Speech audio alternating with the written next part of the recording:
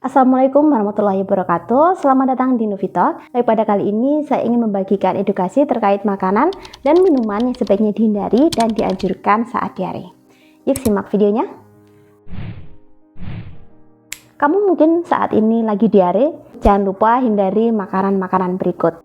Yang pertama adalah makanan minuman yang manis, yaitu gula dan pemanis buatan memiliki efek yang osmotik, yaitu menarik air ke dalam lumen usus. Hal ini dapat membuat feses lebih encer dan mempercepat pergerakan usus, yang pada akhirnya dapat memperparah diare. Kemudian selanjutnya minuman bersoda dan jus yang manis. Minuman ini juga sering mengandung fruktosa atau sukrosa dalam jumlah yang tinggi yang dapat memperparah kondisi kamu. Jadi saat diare sebaiknya hindari ya minuman manis dan bersoda.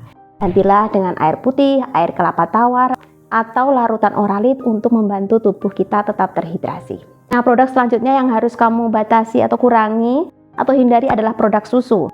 Saat diare, enzim laktase di usus halus bisa berkurang sementara atau laktos intolerans sekunder.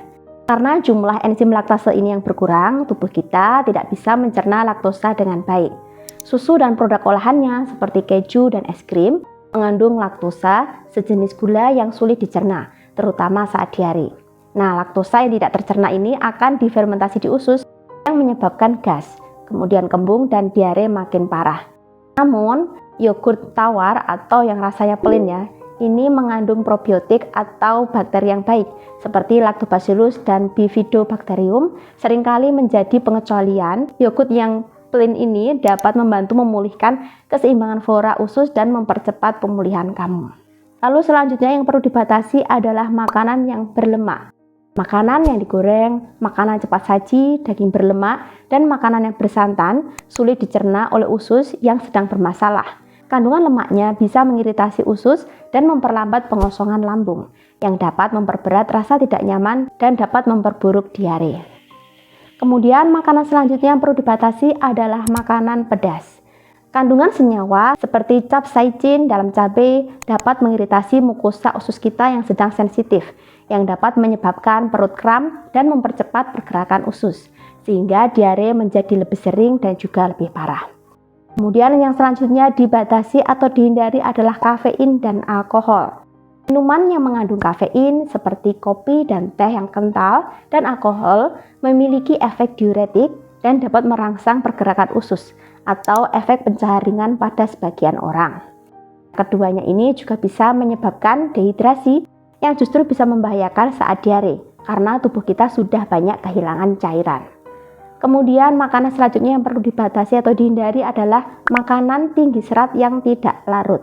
Nah, alasannya apa? Alasannya karena serat yang tidak larut, misalnya kulit buah, kulit sayuran, biji-bijian utuh, kacang-kacangan, ini berfungsi menambah massa feses dan mempercepat pergerakan usus.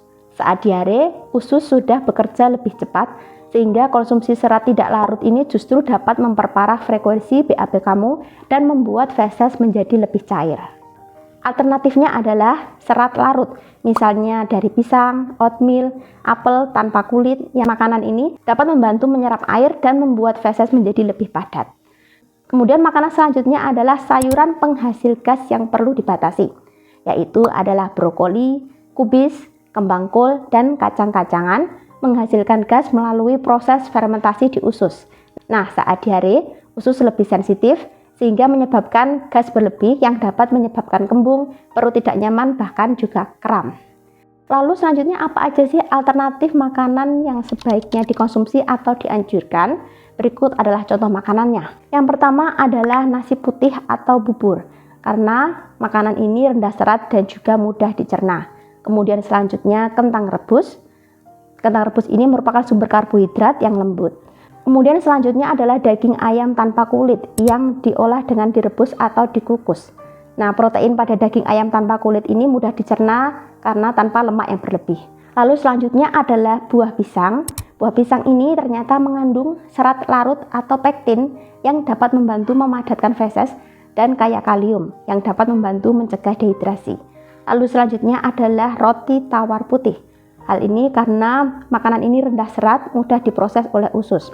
Selanjutnya adalah apel yang dikupas dan dimasak. Nah, Kandungan pada apel ini ada pektin yang membantu mengikat cairan. Kemudian selalu pastikan ya bahwa kamu minum cukup air putih atau mungkin bisa ditambah air kelapa atau larutan oralit untuk mencegah dehidrasi.